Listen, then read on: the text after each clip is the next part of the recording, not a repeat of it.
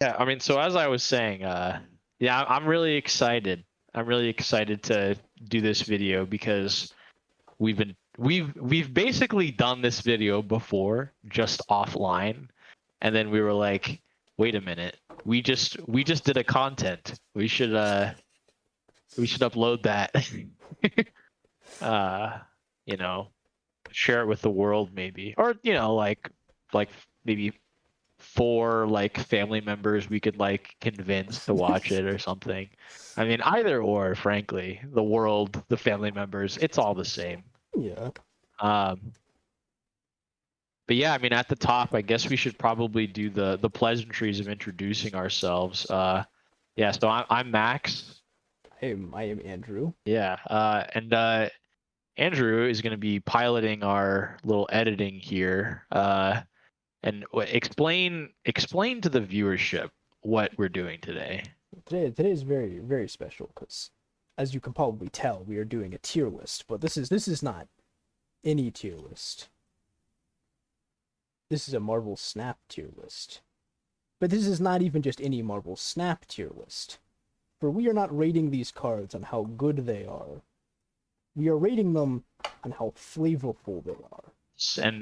And what does flavor mean for us today? What flavor of flavor are we trying to identify here? Well, Marvel Snap, as implied by the name Marvel Snap, is based off of Marvel Comics, and all the characters in this game are from Marvel Comics. You know, they have the stuff they do in Marvel Comics, and what we're interested in today is how well what the cards do in the game correlate to what the cards do, or what the characters the cards are based on do in comics, and that's what we're going to be rating cards today. Sweet. Okay, I have a clarifying question that I'd like to bring up. So there are some designs in Marvel Snap that are kind of based off of the MCU, the movies, and like the I guess the TV shows now. Do we want to include that in our rating? Like to consider that? I I will think say we for should, me, because there's a couple of cards that if we don't, we will have nothing to say about them. okay, yeah, that makes sense. Yeah. I will say I am not fully caught up. I was, and then I kind of wasn't. Kind of like most people, I think. When they Mark's started releasing like a new TV show every other month, I just did not. I don't have Disney Plus. I have had Disney Plus for a month at a time. Uh, Sometimes I still haven't watched season 2 of Loki. I heard it was crazy. Haven't watched it. You're more caught up than Um, me because I haven't even seen season one. So you're going to be our resident Loki expert in expert. quotation marks of the You TV know, shows. honestly, there are some cards that have to do with Loki season 1, and who knows, maybe Loki season 2 would have the context that we need. You know, if you've seen some context, in fact, if you have any hot takes or frankly cold takes, we'll take cold takes too. We're hungry for the engagement. Put it down in the comments. Tell us why we were wrong, and we'll reply to you and tell you why you're wrong, uh, or not. I mean, listen, we could this could go one of two ways, and I think I would like it to go the nice way. So, anyways, Yeah, we should. especially if you have extra context that we don't, we'd love to hear Yeah, it. and especially speaking of extra context, that comes into our tier list, which is the classic A through F. We have two tiers that are not letters. As you can see, we have Sublime Design, which are the cards that are so great they transcend being an A tier. And then we have the Who is this tier? Because look, I know a lot about Marvel Comics. I know more about Marvel Comics than most sane people should. There are still characters in this game that I know almost nothing about, and I don't feel comfortable giving those characters ratings because I don't know anything about them. Yeah, I mean, we could give them a rating, but then, listen, we want this to go the one of two ways where people in the comments are having a respectful discussion.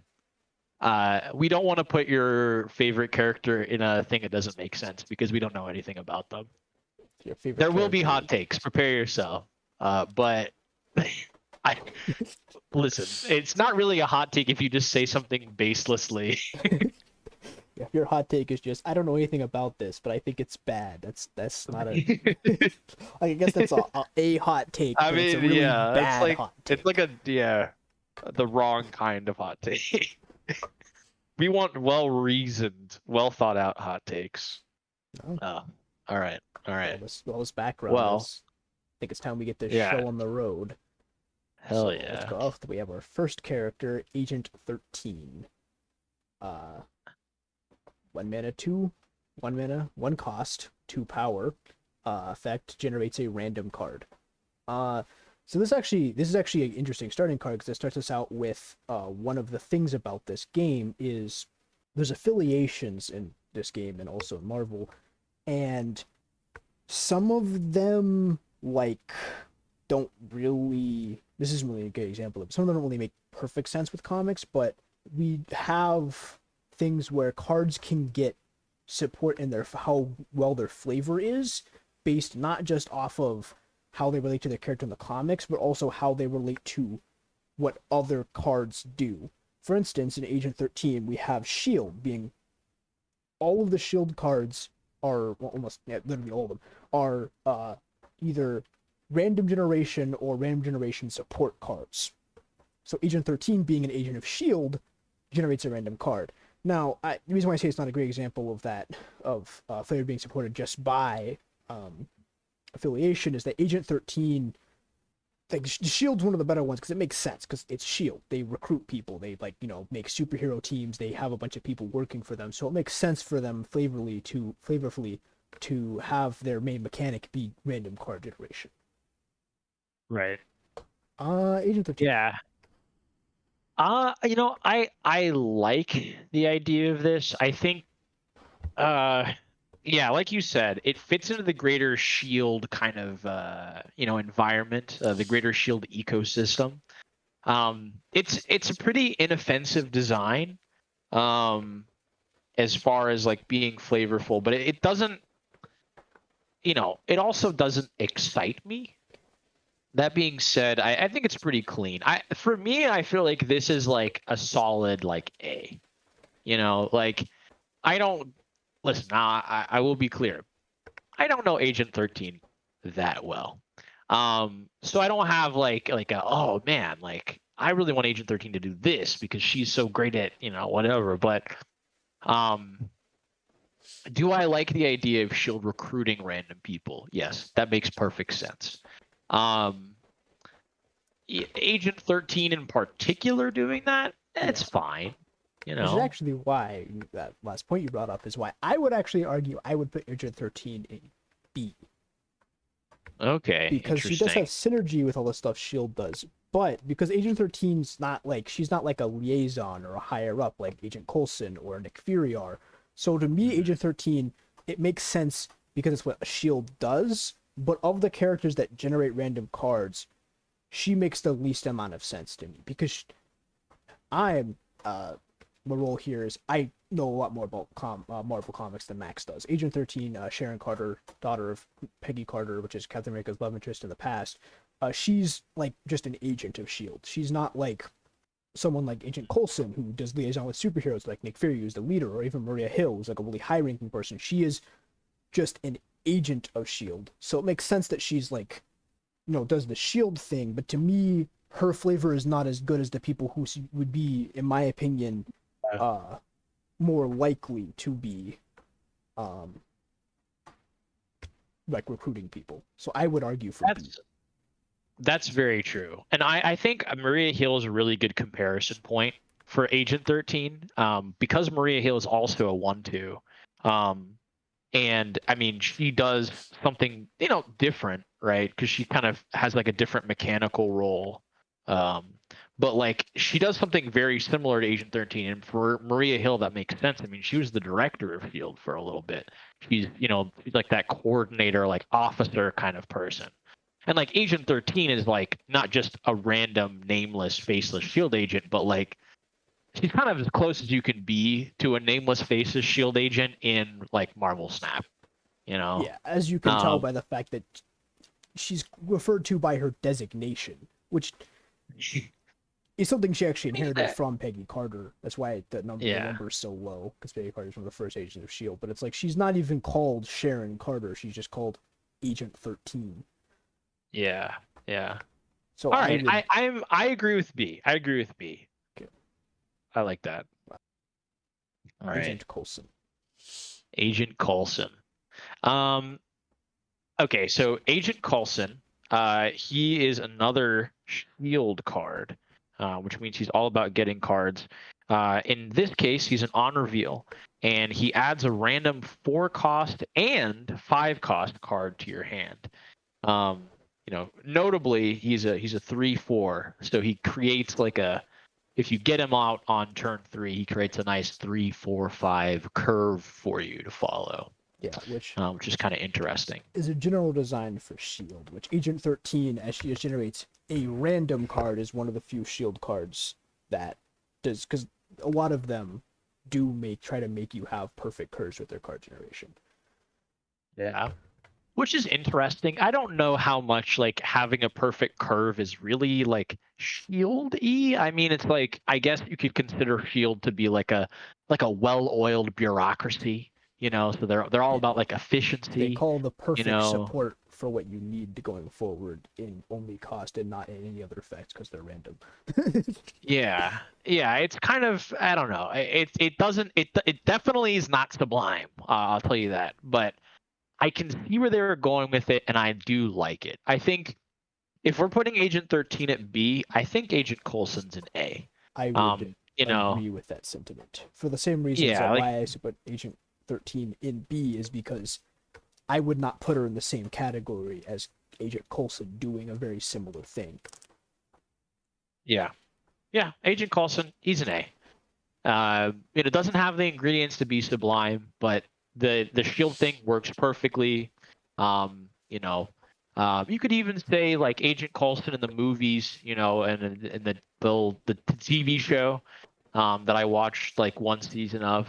Yes, Agents of You Shield, know, the TV show we watched one yeah, season of. They had a cliffhanger yeah, ending. We went, "Wow, can't wait to see what happens," and then we never watched it again. yeah. But Agent Coulson, he was the reason why the Avengers came together, right? So bringing in a 4 and a 5 cost. I mean, the Avengers are kind of spread out across the cost, but you could think of it like 4 and 5 cost. That's some like heavy hitters, that he's bringing in. I like the idea of that. So I think that's an A for multiple reasons. I would agree with your assessment. All right, what do we got next? America Chavez. Now, this is an interesting one because this is not what America Chavez is anymore. Yeah. So, I mean, do we have? Can you scroll down to the bottom and see if we have new America Chavez? We do not have new America Chavez. Okay.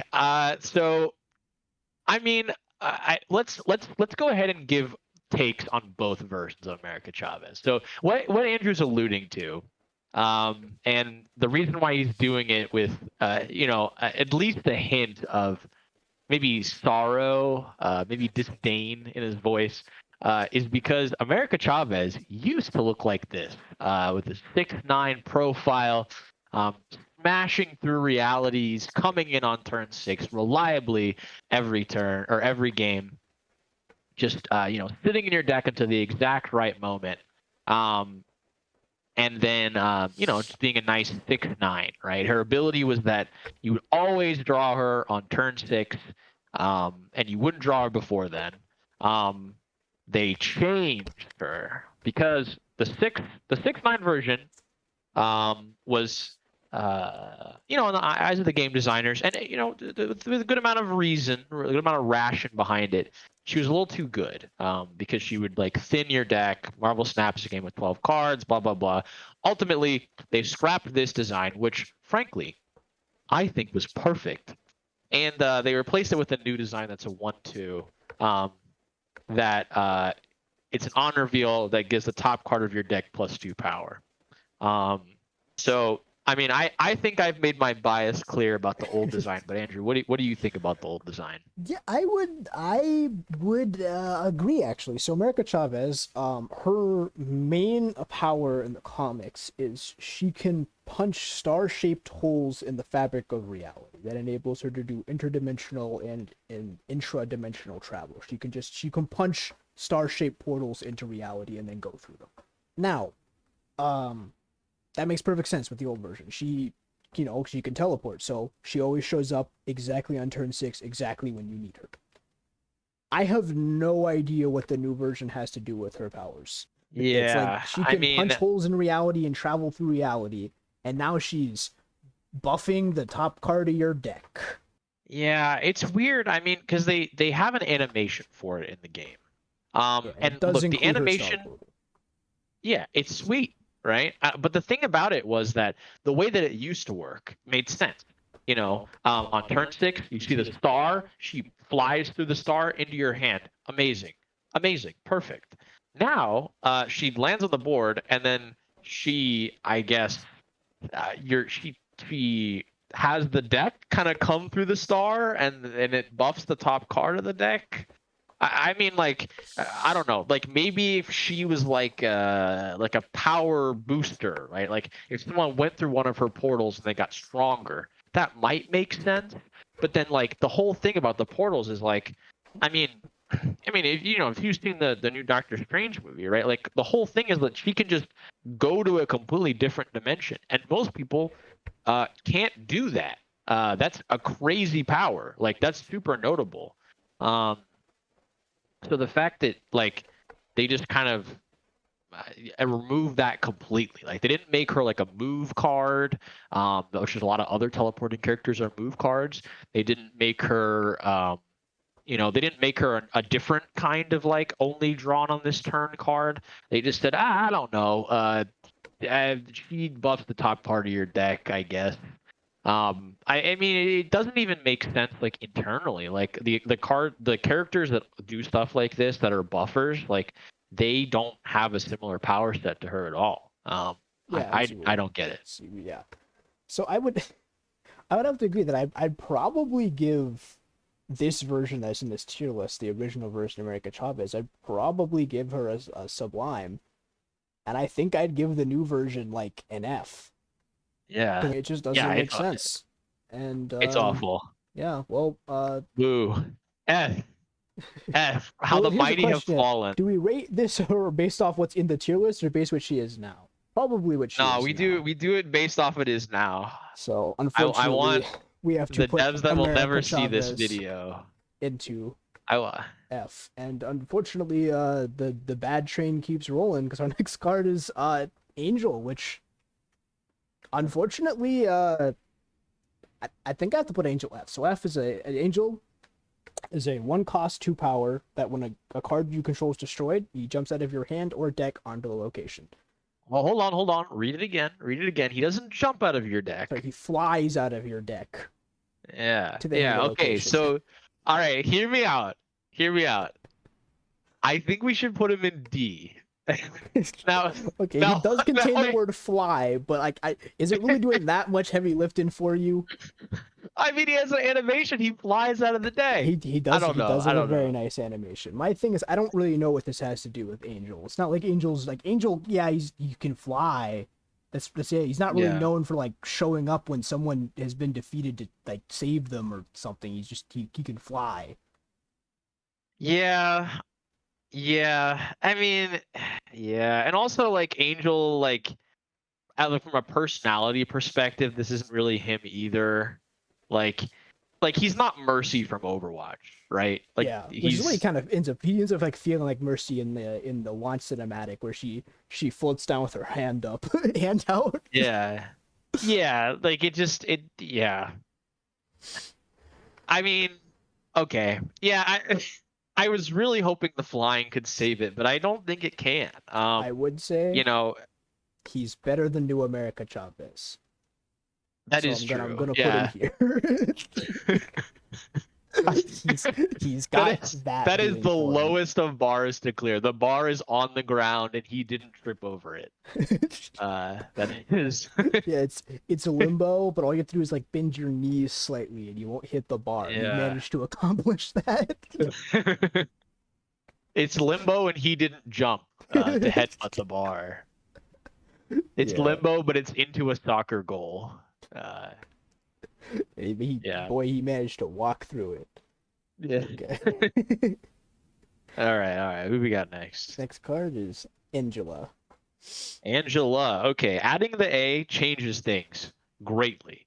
Okay, so Angela, her ability is that after you play a card here, +1 power. So she gets stronger as you put her down first, and then you play other cards in the same location. I'm gonna keep it a buck. I know that she's Asgardian. Don't really know much about Angela. I kind of have to agree. I know a small bit about Angela. You know, the basic stuff. She's dating Valkyrie. I don't know if they're currently dating. I know they were dating at one point.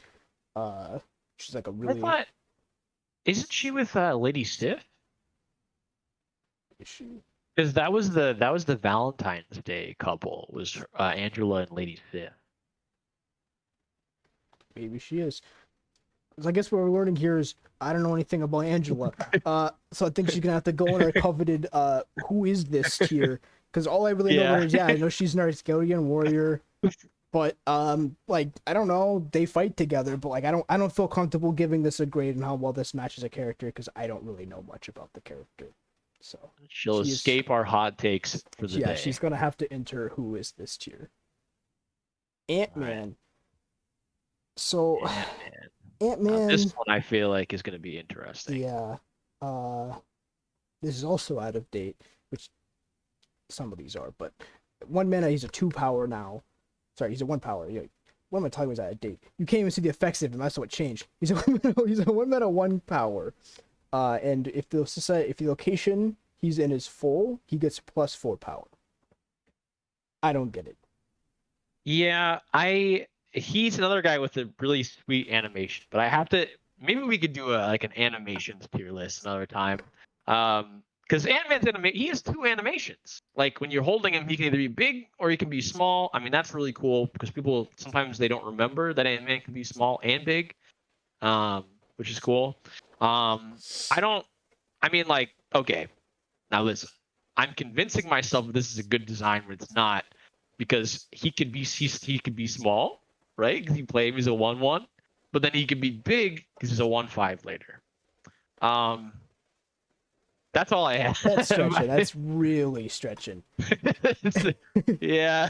I guess the idea is kind of supposed to be like Ant-Man, like he works well with other people in like full locations because he's small, so like he can like it's like how in D&D like small characters can like be in the same side like tile as large characters. I think it's supposed to be something like that where it's like, oh, he's like small, so it's like when like the thing gets full, he's like he can work really well with other people. But I don't know. Yeah. I don't get it. It doesn't really make sense to me. It's not like he's a character like he's not like he's like it. This is a design that in a way feels like it would be something like Prodigy, who like his power is based around being around other people. Like Ant-Man's power is not like when he has 3 friends he's suddenly stronger. His power is he can shrink and talk to ants. Yeah, I mean, I don't really understand how how the location being full is the condition. I think that's the problem. Because listen, he's small, then he big. That makes sense. But why is he small when he's like the location isn't full, but then he's big when the location is full? That's I think the part that's missing. I think this is an example of a D tier card. I can see that there was an idea.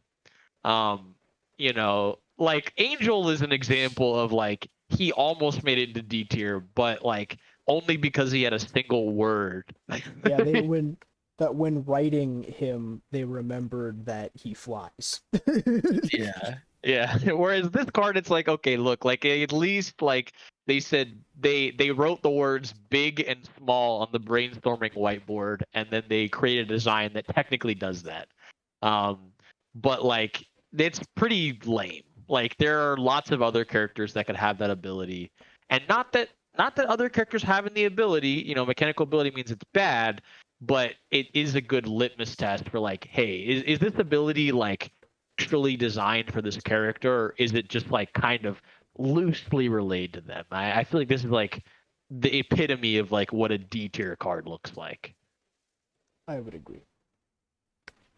All right, what's next? Apocalypse. Apocalypse. Okay. So Apocalypse, he is a discard guy. A Payoff, I might discard. even say.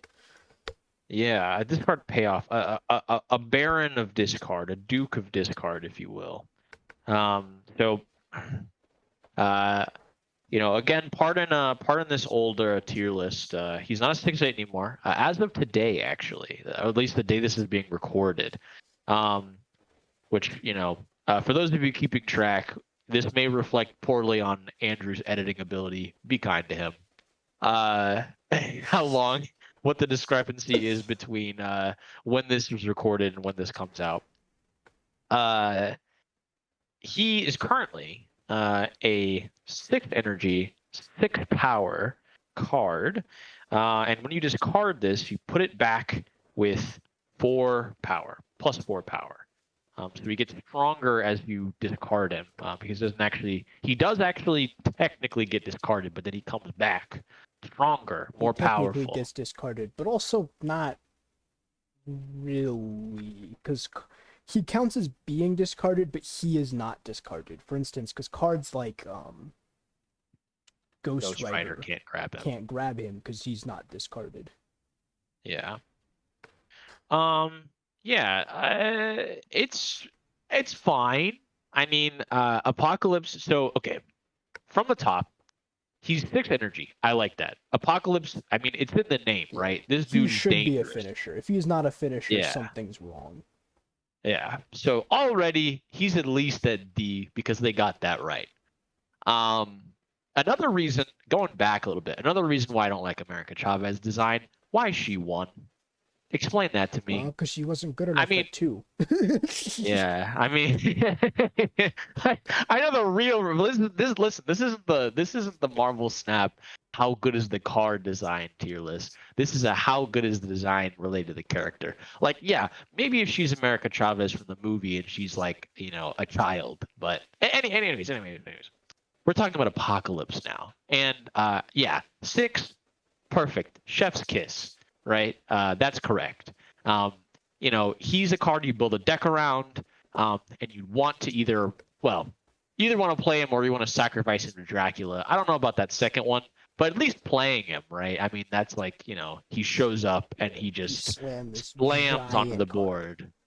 Yeah, and he's I will awesome. say, a thing that's interesting, which we're going to have to cover, so let's cover it here, is discard and destroy are sometimes the same, sometimes not. Because part of Apocalypse's thing is that, he's like immortal, he's essentially impossible to kill, because he heals really fast, and, he's biologically immortal. So it kind of makes sense that when you destroy him, he comes back. Why he comes back stronger, I mean, he can't absorb mutant abilities, so I guess when you defeat him, he goes off and absorbs stuff and comes back stronger. That one's more tenuous, but it makes some amount of sense that when you discard him, he doesn't go away.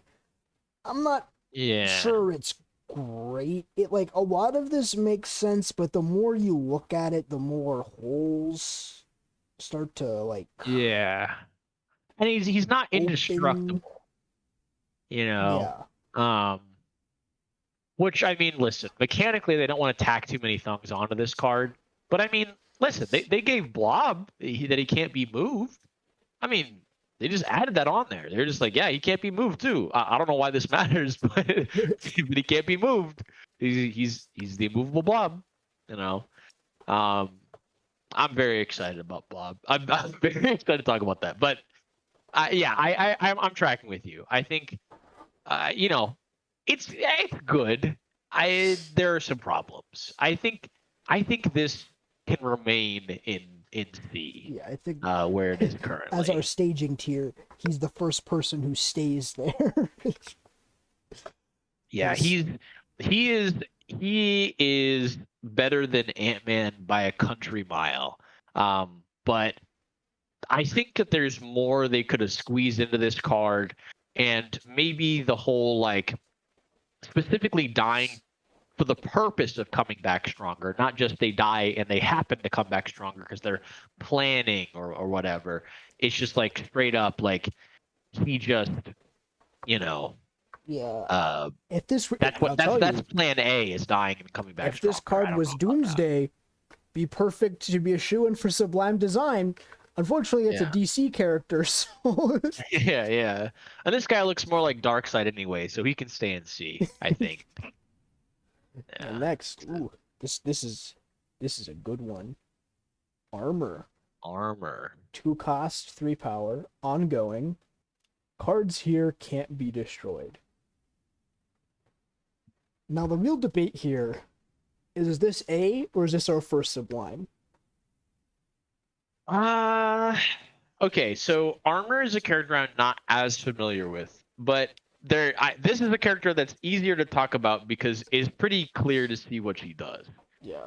My I'm only question slightly is, more and I don't know familiar if with you can Armor. answer this, is can Armor use her abilities to protect other people, or is it just her? If I'm remembering correctly, which I am checking, but if I'm remembering correctly, with the way her powers work, is she can make armor around herself and she can project like barriers. If my memory is serving me correct, because this person's after I stopped really following comics as heavily as I used to. Looking it up, I was wrong. The debate rages because her armor protects her. I Okay. misremembered her, so thinking she's going to Yeah. land So significantly lower on this ranking.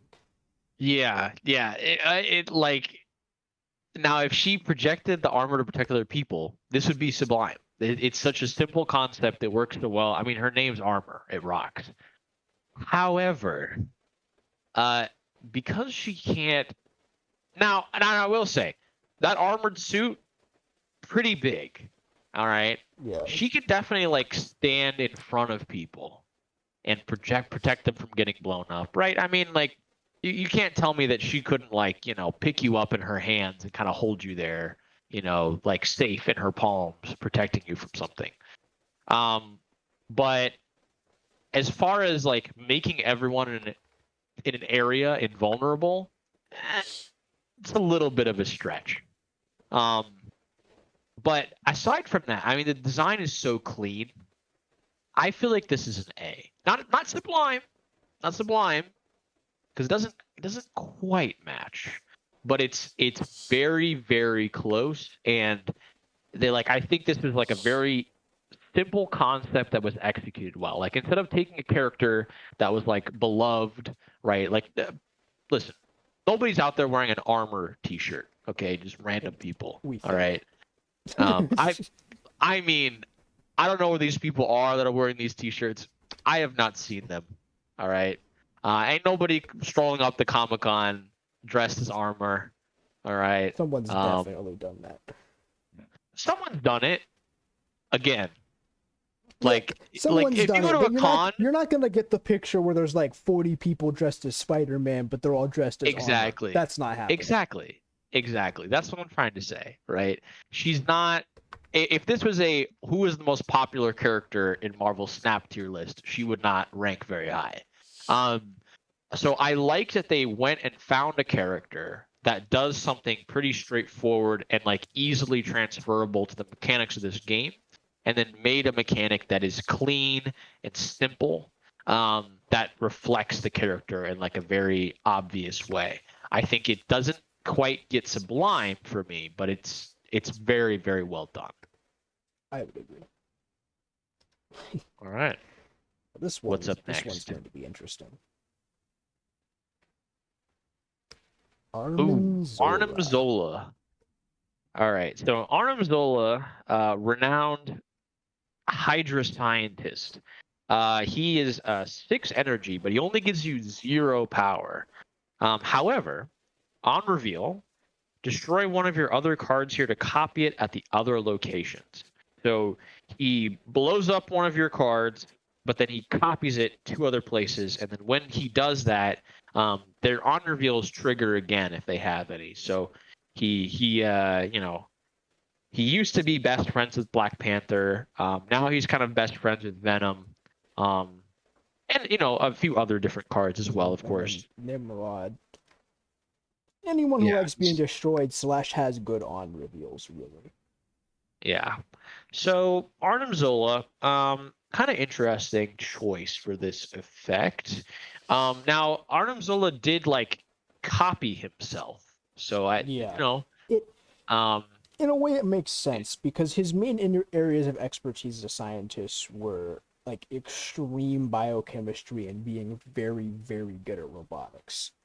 So like, in a way, it makes if I mean, I wouldn't say if anyone, because technically, like, I don't know, Jackal would be a better character to have this card, but no one knows who Jackal is. This guy was at least in a movie.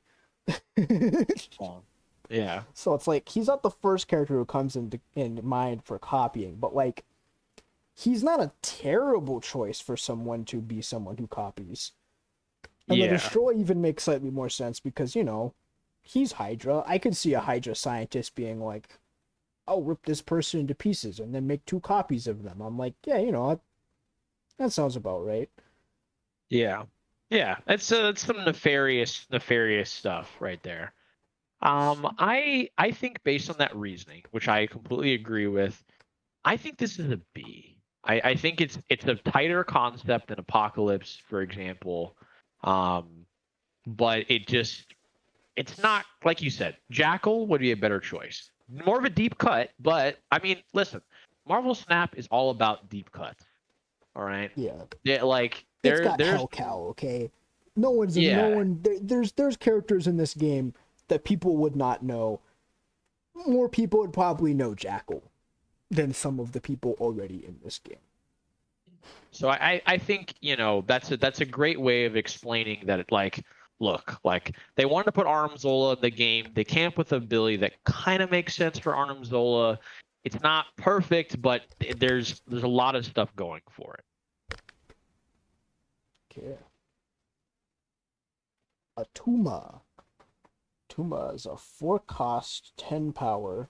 At the end of your turn, at the end of turn is not your, it's not a turn-based game. At the end of turn, if you have another card here, destroy this card. This one's interesting because it relies entirely on the Atlantis ability. Yeah, I mean, much like the Shield cards, right? Yeah, Where 'cause it's this like effect- it makes sense in context. Nothing to do with Atuma. Yeah, To be fair, none of the mean- Atlantis effects really have anything to do with the Atlantis characters, I'll be brutally honest with you. Well, But they're all really thematically. I would push back against that. I think like Namor, for example, he's the most well fleshed out Atlantean character just in general, in the comics and stuff. And he's always just, portrayed as being very proud, right? And kind of like a force on his own. So I like the idea of Namor being like, I'm gonna do my own thing. Don't get in my way. I like that. I don't know if Atlanteans are portrayed as being universally haughty. I think Namor, he's like the king of the ocean, whereas Atuma's the guy who's friends with the king of the ocean. I don't know if it's the same, and then destroying him if he's not by himself. I don't get that at all. I don't know what that has to do with Atuma. Or Atlantis, because Namor just gets weaker if he's not by himself, right? but Atuma just blows up. Like he just dies. He Well, perishes. A thing I will say, is Atuma he's a Namor villain. And this is Okay. the thing we will come across is some characters in this game, a part of their flavor comes from being thematically linked but also juxtaposed to characters they're related to. So Sure. Atuma has like a different spin on Namor's ability. So like Namor is like he's strong on his own, but Atuma just doesn't work with other people. So if someone else shows up, he just leaves or blows up, I guess. Yeah. He's allergic to doing group projects, so he just dies. Yeah, he's not the person who does Um, nothing. He's the person who drops the class once the group project starts. yeah. Yeah, okay. I mean, that explanation does add a little bit to it, I think. I still don't love it. I I would think agree. that the Atlantis theme is one of the weaker ones. It's definitely not as strong as Shield. Um, yeah, it's fine. It's I fine. think I would argue D. D. That'd be my position. Uh It's either yeah, I think it's either so. going to be I D think or C. so. It's going to be one of those two tiers. Yeah, like Because it's I not see bad kind enough to of be what they were F, doing with but it it. doesn't even reach B. Yeah. I mean, because the thing is about it, right, is like not wanting to work with other people could describe so many villains that I don't think. Yeah, this just doesn't really scream unique to me. Um, but it's better than Angel. you know. Yeah. So Baron Mardau. Or Mordo. Baron Mordo. Okay, so Baron Mordo, I will say, I only know from the movies. Oh, I'm getting ahead of myself. What does he do? Great question. He is 2 cost, 3 power. On reveal, your opponent draws a card. Set it to cost 6. So he lets your opponent draw a card, but he says, "Haha, now it costs 6. Try and play it, idiot." And then they play it on Um, 6 and you just surprise Pikachu face. yeah. yeah. Which I mean, I will say, like, as far as like, this is a fun villain design. Like, I like the idea of like, like this being usually bad, but sometimes it's actually just good for your opponent. Because they go, oh, sweet, my 6 drop that I wanted. You Or know. they go, oh, Um, sweet, death. Now she just costs less. yeah. Like it's occasionally it's actually just good for them, which I do like that. I like the idea of, kind of a like an ironic loss being created by the villain acting out. Yeah. Um And as you were saying previously, you only know Baron Mordo from the movies. I know a bit more about him. As he is in the movies, he's pretty much just like Doctor Strange. He in the comics, he's more directly just Doctor Strange, but evil. He was the Ancient One's first student who went evil. I don't get this card. I don't know why Baron Mordo does this. It doesn't really make sense to me at all. yeah, It's like he's magic, I yeah. guess, so we can make you draw a card and he's evil, so it costs 6, but like it doesn't thematically really link to Doctor Strange, and it doesn't really make sense to me. I don't I Yeah. don't know what this has to do with Baron Mordo.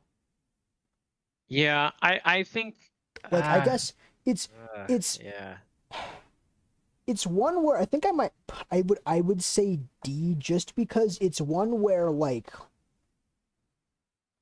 it makes sense, but I wouldn't be like it wouldn't be what I would first think you would do with a Baron Mordo card. Like I'm like, yeah, evil magic guy. I guess he could do that to you, but it's not like it doesn't like scream Baron Mordo to me. Yeah. Yeah. I don't know. Because he's gonna be in one of these two. Yeah. Yeah, I just don't know which between the two. I I'm tempted to say F. I mean, none of what you said is what is on the card, right? The argument I will Um, make, because this will be relevant going forward, is because we need to make the decision now. because there's some characters that are magic related where they just kind of do an effect that kind of makes sense for magic, but doesn't really have anything to do. Like, for instance, one's going to come up way later is like Pixie. What Pixie does doesn't scream Pixie. Like, this is Baron Mordo's effect is an effect any evil magic guy could have. Yeah. Yeah. I would say the reason okay. why I wouldn't put an F is because I think it falls in the category of like, because I think the difference between F and D here in our tier list is like D is like either they made an attempt or you can argue why it makes sense. F is you try to say why it makes sense, and then you just sit there not being able to say anything. Yeah, okay. I like that. I like that conceptualization of the difference. I'm willing to put it in D. That makes sense to me. Bass.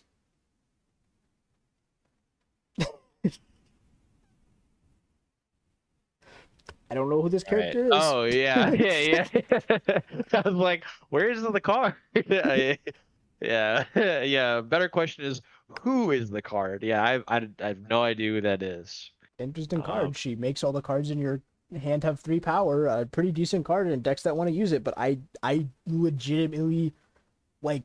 This is the first character. There's going to be a couple of them where like unlike Angela, which like I don't know anything about Angela. I just legitimately don't know who this is. Yeah. All right. Well, next card then. Beast. Beast. Okay. So Beast he's an X-Man. The event just ended, so we don't have to talk about Avengers versus X-Men. But so Beast he's a 2-cost, 2-power honor revealer. Return your other cards to your hand. They cost 1 next turn. One less. Is it 1 next turn? They cost 1 less next turn. Okay, because I'm like, I don't think it's just they cost 1 next turn, because that'd be insane. Oh no, yeah, 1 less, 1 less, yeah. So I mean, okay, a couple things about this. So like, when you look at Beast and you hear Beast's name, you get most of what. Well, honestly, I would say not even most. You get half of who Beast is as a character. The other half is that Beast is like more than really any of the other X-Men. Like Beast is like a professor. You know, he's very, very smart. The whole reason why he looks like that is because he used to be basically like Tarzan with really big feet. He was just a guy with big feet. And then he was like, damn, I don't like being a guy with big feet. They don't make shoes in my size. I have to run around with no shoes on. And that makes me look stupid. So he decided to experiment with his X gene, and then it ended up triggering a secondary mutation that made him look like this. A little bit of irony in the sense that he tried to make himself more normal and ended up making himself I sure less. hate not wearing shoes, and then you turn into a Muppet. So yeah. So, pretty cool. But on the inside, he's still a really smart science guy. And he's a tutor to people at Xavier's School for Gifted Youngsters. Yeah. That is the only justification that I have for what this card does, is that he makes cards cost less. Like he's tutoring them in how to cost less. I would say this is as I have put him in, a exemplary D level flavor card, because you can make it make sense if you squint, but it doesn't really fully encapsulate like either part. This is a thing we'll run into, is as a lot of these characters are characters that have been around for like decades. They have a lot of facets, and like Beast, when he's like as Master was talking about, his 2 main facets are like Beast Man and Science Smart Man, and this card doesn't really like do either of those, because a lot of those cards that are like super multifaceted, they have to pick one of them to like, they have to pick that, because a card can't do a bazillion things. This isn't Magic the Gathering. Yeah. So like the card has to do one thing, but like this beast card, like it kind of makes sense. Like I don't know, he shows up and he like picks people up and throws them around because he can do that, but like then he helps them come back because he's like smarter or something. I don't know. It kind of makes sense, but at the same time, it Yeah. doesn't really make sense. Yeah. Definitely makes sense if you squint kind of card. Okay, the next card, Bishop. Bishop is a 3-cost, 1 power, and his ability is when you play a card, he gains +1 power. So this is kind of interesting. Yeah.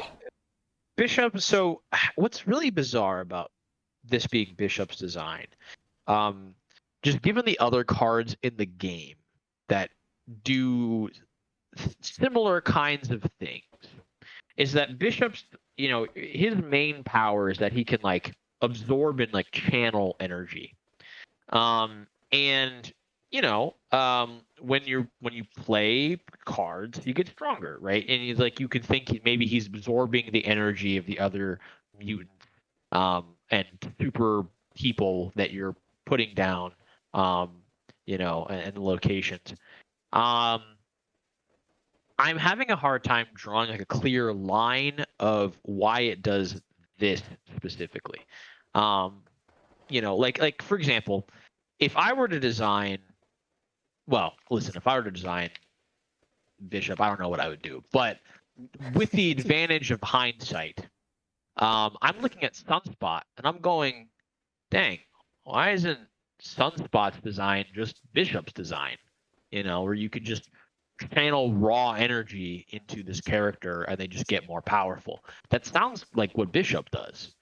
Yeah, As a character. we're gonna run into people with this because like there's Bishop, there's Sunspot, Captain Marvel. We can later and focus on that at all. Sebastian Shaw. There's a lot of people that are based around absorbing energy in some capacity, and I would say this is like a fine design. It makes sense, and I would say it makes more sense than the people in D tier because I would argue for C tier for Bishop.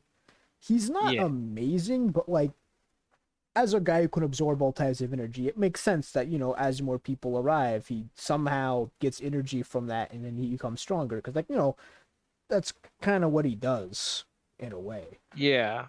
Like if you were to blindfold me and just tell me the design and not tell me what character it is and ask me to guess, like not even necessarily pick a character that exists, but just like be like, what power set do you think that this ability goes with? I would assume that they were like, I don't know, some kind of like young hero needing to be mentored, or maybe someone that gets stronger the more people there are, or someone that like, you know, um, someone that, yeah, I mean, just has a more like convincing ability. It's fine. It's fine. But much like Apocalypse, who I think he's a nice cellmate with in the Within the C the block. the low security prison of C tier. You know, um, it's fine. It makes sense. I don't have to stretch too hard to justify it, but I don't love it. Yeah. Yeah. Speaking about not loving it, Black Bolt. Oh no. Oh, I don't love this one.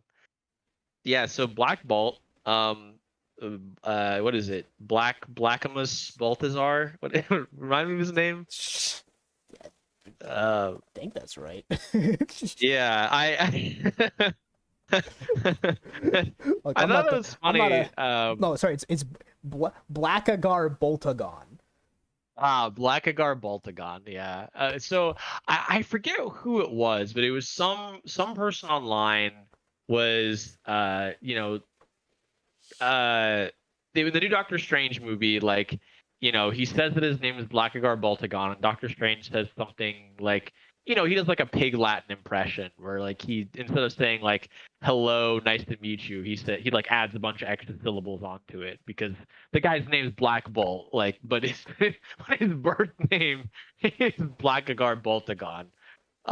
And I frankly thought that it was very funny. I mean, okay, maybe not really funny, but like it feels like what you would do. Like if you met a dude whose name was Blackagar Boltagon, Yeah. but he goes by Black Bolt, you'd be It's like, like my come on. favorite character, Spider Miss Manimus. Yeah, like I mean, like, look, I understand that it's kind of silly and it's like a it's a classic like you know Like, look, dumb you Marvel can two tell this liner. character was made by Stan Lee and Jack Kirby. Yeah, but it's just like it just makes sense. Like this guy's name's bizarre. But okay, what On does he to do in yeah, Marvel Snap? on to what Um, matters here. he is he's 5 energy to get 7 power, which is pretty decent.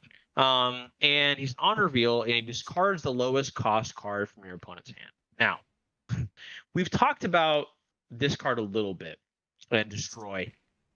It's kind of, listen, Andrew and I, we both like playing Magic the Gathering, which makes sense. Look, Snap, Magic the Gathering, a lot of similarities. It's why Andrew, for every other card says mana instead of cost. Yeah. Um, you know, they're similar in a lot of ways. And similarly to Magic the Gathering, what like destroying something and discarding something like mean as far as the flavor of a card kind of varies from card to card. And in Snap, it's pretty similar. Like why a card will destroy something or discard something is it varies from card to card. That's fine. It usually means like death, in Snap specifically. And that's kind of what is on display here. Black Bolt, his ability is that whenever he talks, he just destroys stuff. Because his voice is just immensely powerful. And not just like when he yells, it's like if he says anything, like it causes problems. Yeah. So he usually just doesn't talk most of the time. I like that, listen, Black Bolt, he gets on the battlefield, he starts talking, people start listening and they don't like what they're hearing, right? I like that. I like that aspect of it. I like that he gets rid of something, right? And there's not really like anything voice based in Snap, so just him getting rid of something, that makes sense. I don't know why it's the lowest cost card. I mean, I guess like maybe the lowest cost card is at least likely to be able to withstand his attack, but I don't know. That's kind of flimsy. I like that he's strong. I like that aspect of it. I mean, Black Bolt is like, he's a pretty high tier guy. Yeah. Both in terms of like social standing in the Inhumans, he's like the king of the Inhumans, and he's also just very, very powerful. So I like that he is, a 5-drop. And for his ability to work best, he needs to be a 5-drop and not a 6-drop. But is that a good justification for flavor? No. But it does work with his design. And at least he's a 5-drop and not like a 3-drop or like a 1-drop or something. I don't know. What are your thoughts on this card? I'm kind of split about it. I don't love it. I don't hate it. I'm not really that much of a fan. I don't know. He falls into the thing which is like a lot of, and I will say this is like a major, I would imagine, design hurdle for Marvel Snap, which is a lot of these characters just like destroy things really well, and you can't have every card just destroy stuff because the game doesn't work. Yeah. Because like, Yeah. I don't know. He screams at them and it makes them drop their 1 cost they drew on turn 4. And when we're going to play, I don't know. I can't comfortably rate him super high, I would say, because like I don't know. His whole thing is that he destroys people with his voice, but he's like a tech card for some reason. Yeah. Okay, I maybe like a C, I get it. It makes sense, but not that much sense. I'd be willing to accept that. Next. Black Cat. It's also out of date, I believe. Currently, she's a 4/9. Effective at the end of your turn, discard this. I don't get it. I now I know who she is. Okay, she's not going in the who is this tier. She's going in the what is this tier. Which in my opinion is F tier because I don't understand this at all. I don't even, I guess, like, if you don't play her, she'll slink off. That's my that's my Yeah, I best mean, 'cause, one. But boy, like Black Cat is used to have no powers, but now she does have powers, right? And her power is that she can cause like bad luck around her. well, not really. That And I implies guess like that implies a level of control over the power she does not have. yeah, I mean, She just and it's like causes bad luck for people who are trying to be against her around her. It's not like she's not Shamrock where she's like, oh, I can make bad things happen to you. You're just fighting her and bad things happen to you, just like passively. yeah, and I mean, I don't like. Honestly, the only bad thing happening with this card is that when you draw her on the wrong turn, she discards herself. It's not really unlucky for your opponent, right? It's Yeah, unlucky for you as It's the also player the who's thing using her. because the way she's designed, her main use case is you want to discard her and then bring her back later, but that also doesn't really make sense for Black Cat.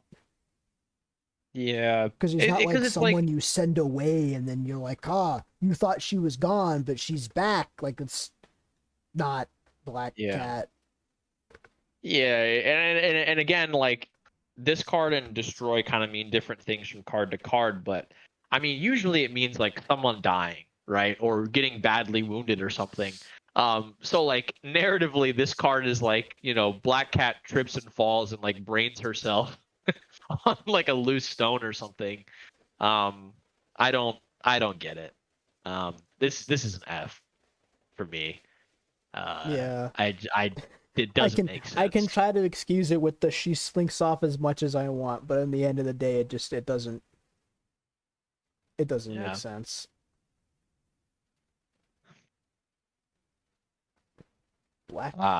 Black Panther. Okay, so Black Panther, he is a 5 cost 4 power card, but on reveal, you double this card's power. So he immediately gets stronger. With the power of Wakandan technology and I guess the heart-shaped herb. So this card has synergy with other cards that are from the Wakanda verse, which there are like 2. Okay, 3. there are 5 cards from the Wakanda verse. And he synergizes with 3 of them. I think there's 6 cards from the Wakanda verse. Yeah. What? I don't love this design. I mean, it's fine. Like when like from a like coolness perspective, it's pretty cool. He's 5, right? Black Panther's a heavy hitter. I don't really know why you double his power. I would say more so because I was talking about when we talked about Shield, more so than Shield ever did. This is a card that lives and dies with the synergy it has with support cards flavor wise. Because when you have turn 2 play Okai, turn 3 play Nakala, turn 4 play Shuri, and then play Black Panther there, and all that comes together, and Black Panther's like gigantic, it is amazing. Because it's like, man, all these Wakandans just all work together and got Black Panther just like insanely large. But in a vacuum, he doesn't really make any sense. Yeah. He works well with the other cards. And I mean, I think, but it's sort of like, it's symbiotic. But I don't know how much he can really ride like the coattails of the other characters. I don't know. I mean, it's hard to evaluate the card individually, right? Because Yeah. when you put it that way, you're like, oh, like, he's the king of Wakanda, and these other Wakandans, like, they make him into the powerful figure that he is. Like on his own, he's pretty dangerous on his own. But when he has the backing of, the Dora Milaje, when he has the backing of, Nakia, when he has the backing of his sister, like he becomes, he's all three of them make him better, like in a very tangible way. But if you get all three of them on him, he's nuts, right? I mean, until Shang-Chi blows him up. But like, He's nuts until Shang-Chi or Shadow ideally, King go, what if you weren't? yeah. But until then, he's really cool. Um, so I would say it's almost like, he kind of takes a hit, um because he's the star of the show, but he knows how to give the right amount of, like on stage time to the other players. Yeah. um And I would say of like the people who are part of that combo, besides maybe Nakia, he's probably the weakest flavor wise in a vacuum. yeah, I would say I'm going to give Black Panther a B. I think Black Panther makes sense. I think when you add him to the other characters that are in, the Wakanda verse, uh, you know, he is really cool. But I think on his own individually, it's fine. But it makes sense. Like when you add that, like I think he would be a C. Well, if it was just him, he'd be an F. He'd be an F Because or a he wouldn't B. make sense. Well, But he'd be an F if I it was think just him. like, yeah, he leans more towards C, but the fact that he just synergizes with all these other cards so beautifully, I think puts him in B. But even that like synergy, like it isn't for Black Panther specifically, it's not quite there. Like I think like for example, Shuri, um, her ability makes perfect sense. She's a scientist. She makes other people look good with her, gadgets and expertise. Um, and like look, the Black Panther, T'Challa, he's the front man, right? But I don't know, uh, you know, um, I don't know, but this really is like a particularly inspired design. Yeah. Yeah. Because my main debate was actually between B or C even, because he's so. Cause I don't know, because the real debate is does the flavor of all the Wakandans working together get him to B? Because with the flavor, I'd be like, yeah, he reaches C, but I don't particularly know if he reaches with B. I'm fine with going with B if you really think that's where he belongs. I think he belongs in B, because I think that unlike say Apocalypse or Black Bolt or Bishop, where you kind of have to reach just a little bit to really explain why their ability works, Black Panther's ability is so straightforward, that it could describe a lot of things. But unlike with Apocalypse, where you're like, I don't know if this is exactly Apocalypse. You're like, yeah, like Black Panther, he's just strong, right? He's just a powerful leader, and he gets stronger when his team is with him. That makes sense to me. It just makes sense. Um, it's not particularly exciting from a flavor perspective, but it makes sense. Okay.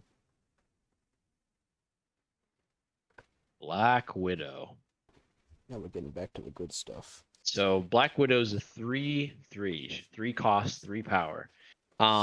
And on reveal, she adds a Widow's Bite to your opponent's hand.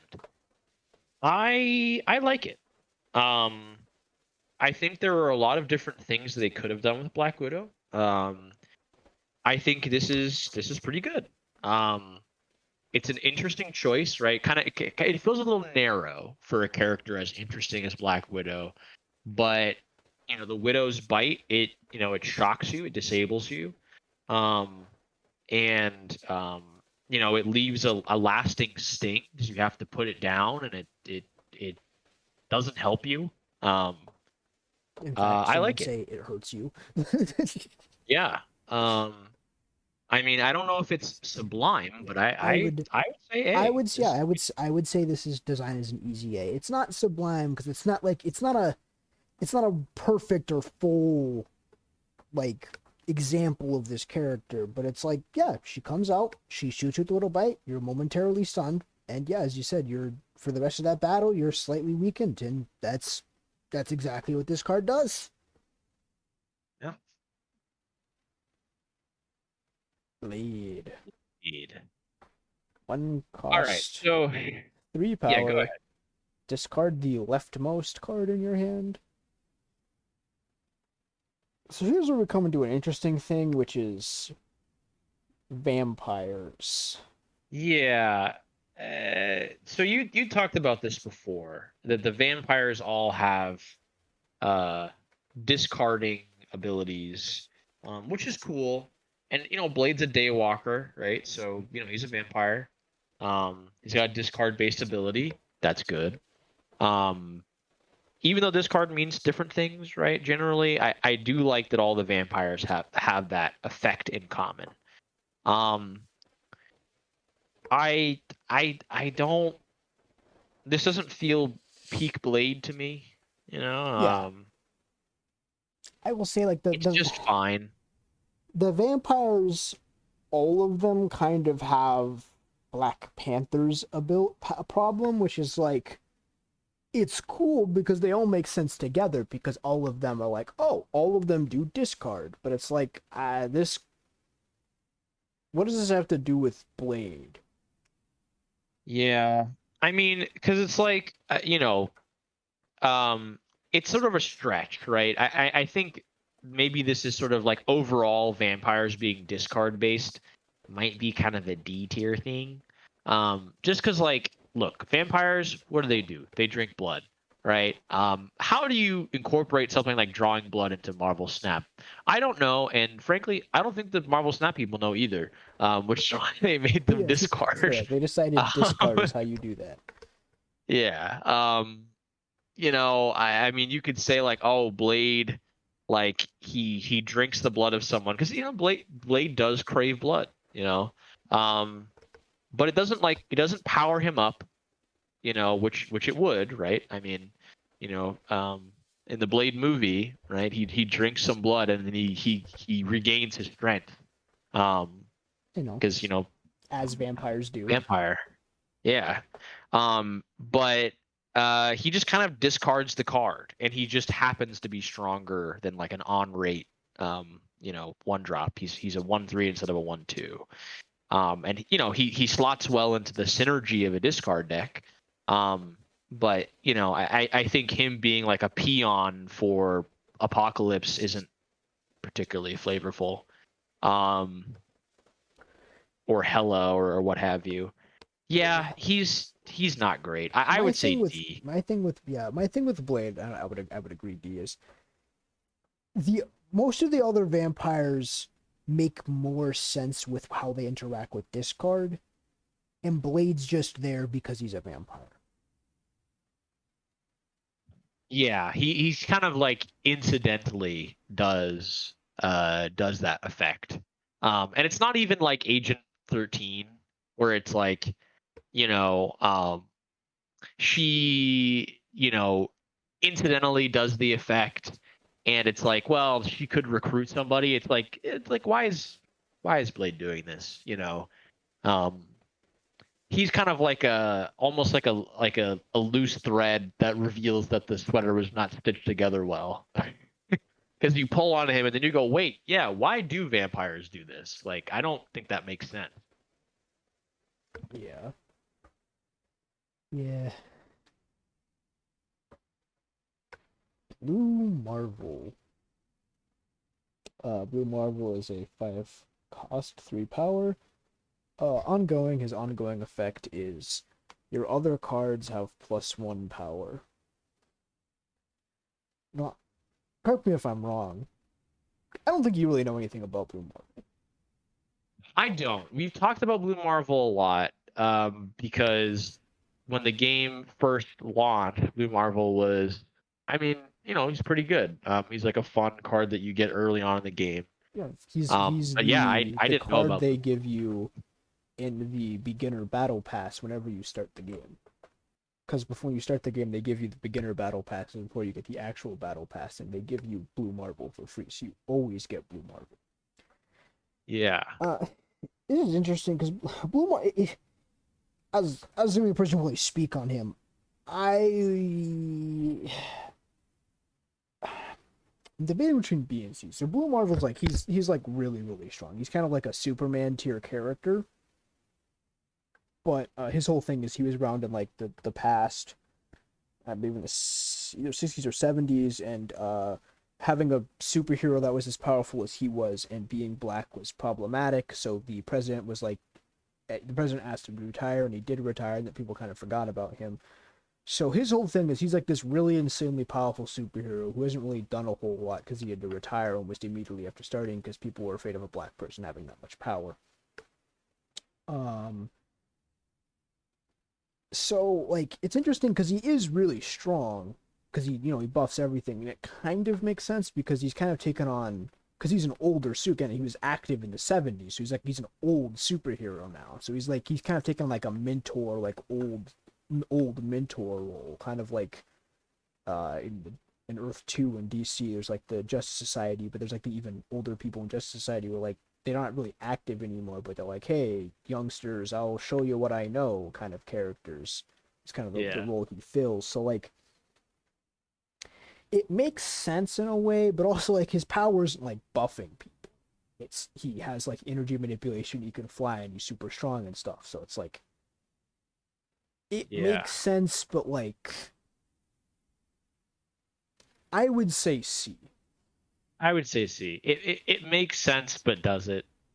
Yeah.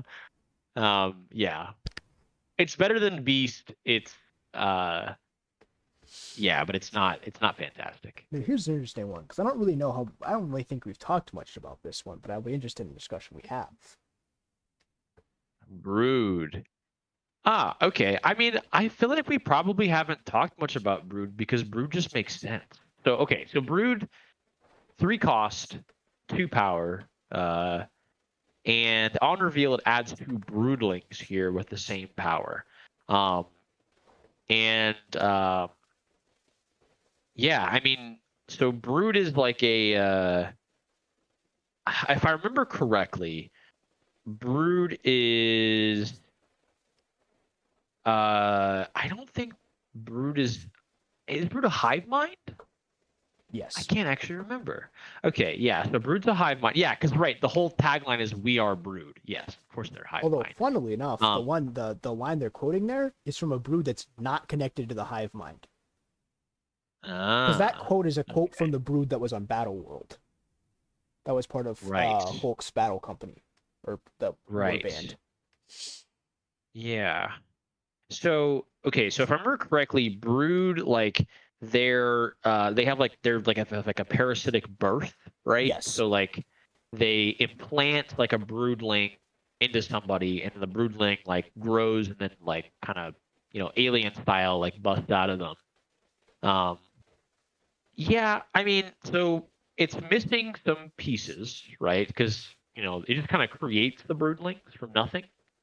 No destroying involved, no discarding involved.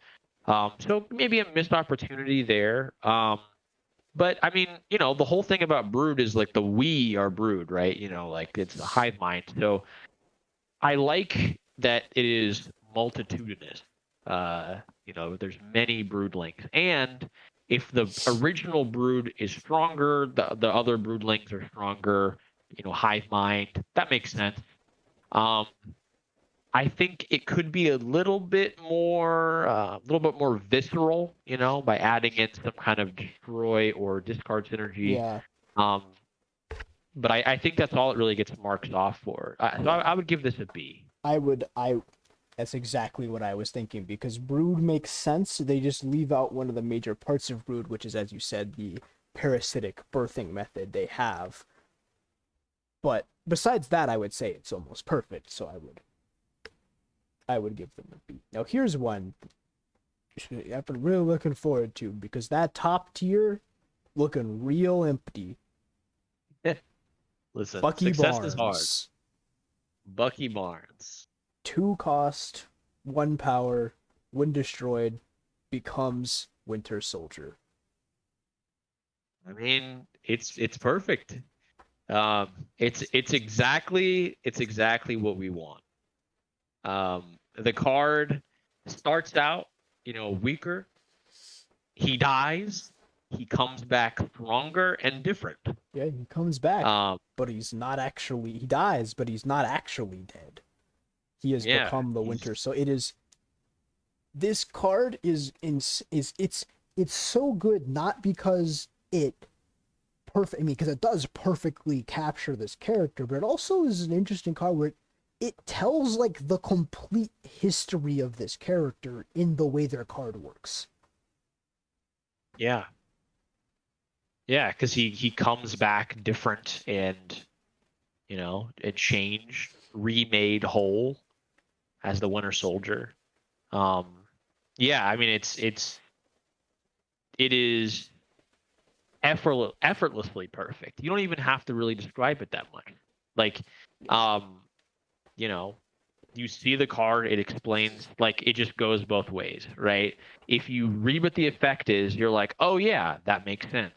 And then, like, if you see the card, you're like, oh yeah, that makes sense. Like, it's just And it's so perfect that it's hard to describe. Like, it just works so it's- well. and it's a thing we're gonna, even the other people who end up in Sublime, I don't even think they're gonna end up with this being true, is that this card gives you a character history of the character. Yeah. Like, Yeah. just what this does is like a crash course on Bucky Barnes's life in a way. Yeah. Yeah. Very, Which, it very is broad strokes, interesting. obviously. It is interesting in the sense that, like, it kind of attacks it from a different angle. Because if you were to say, like, well, does it have Bucky's superpowers? And it's like, well, I mean, not really. I mean, look, super strength is kind of hard to do in Marvel Snap. Most of the characters that have super strength just have a lot of power.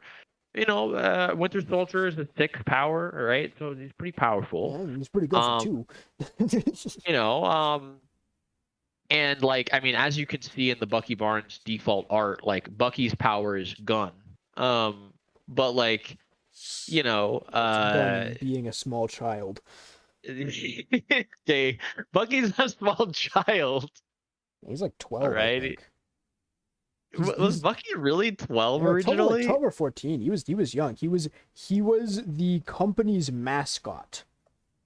See, okay, I'm thinking of the movie. You're thinking of the Bucky, movie. but This is the comics yeah, book. yeah, comic Bucky was. I forget that he was basically just Robin from He Batman. was just some random kid who was just in World War II.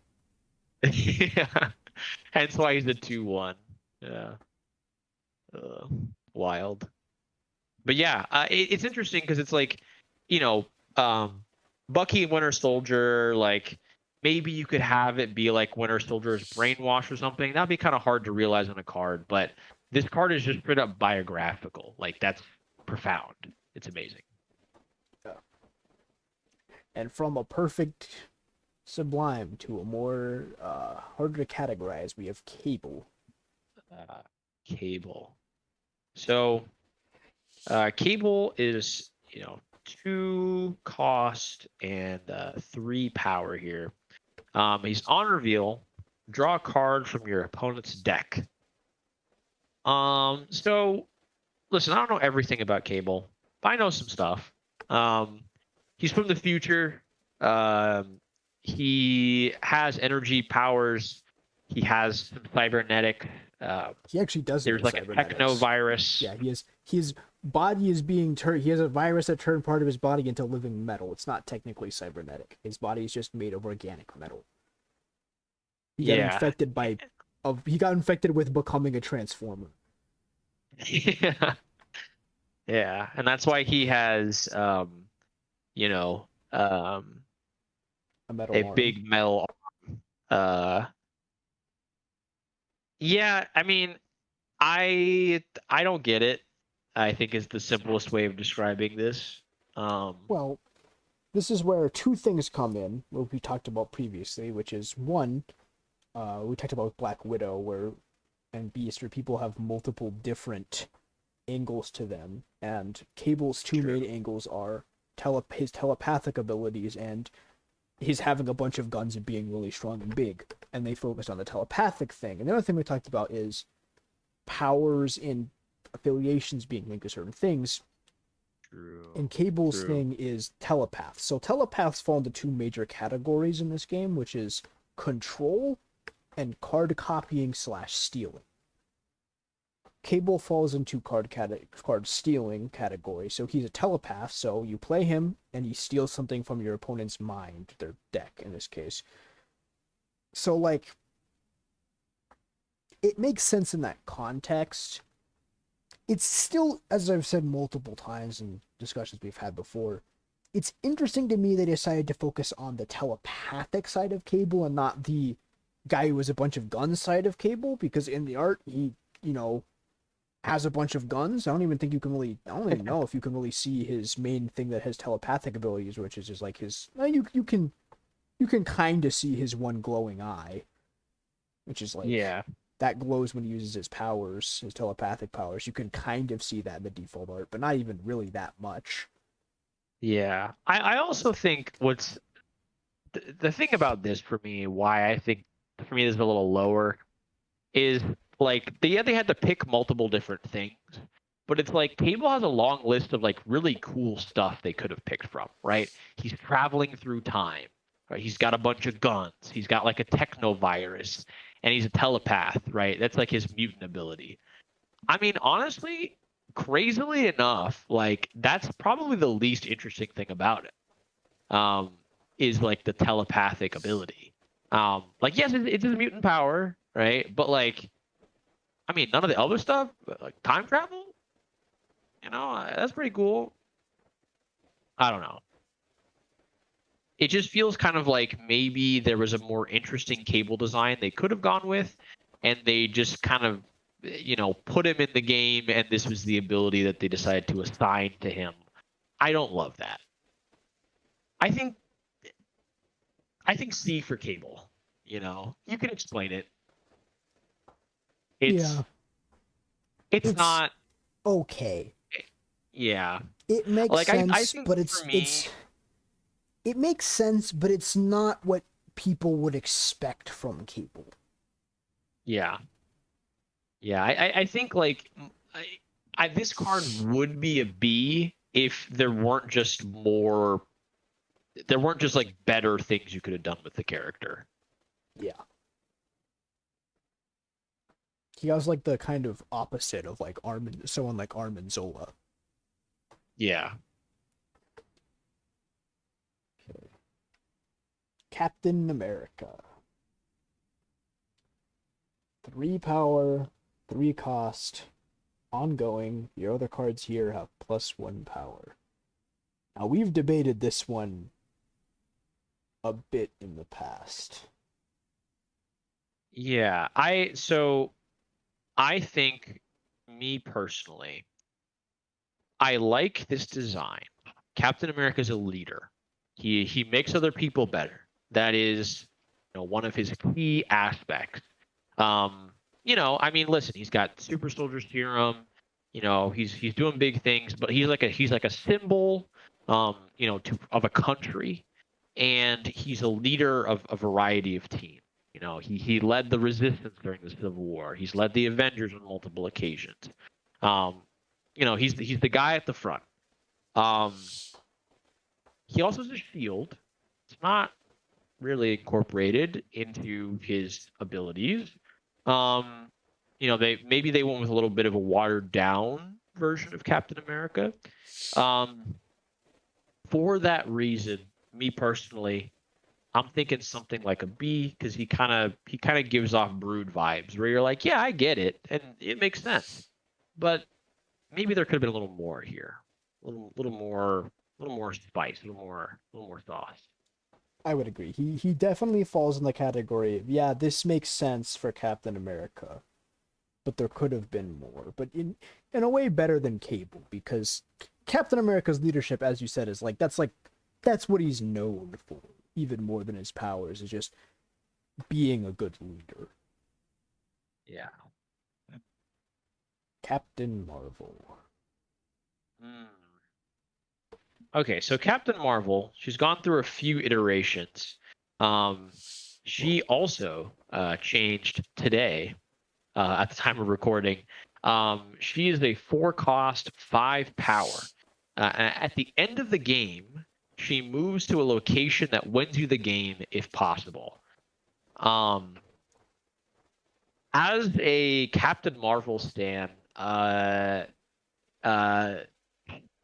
superlative. I mean, automatically, she at the end of this video will fly up to, Sublime Design. So I don't even know why we're bothering to place her.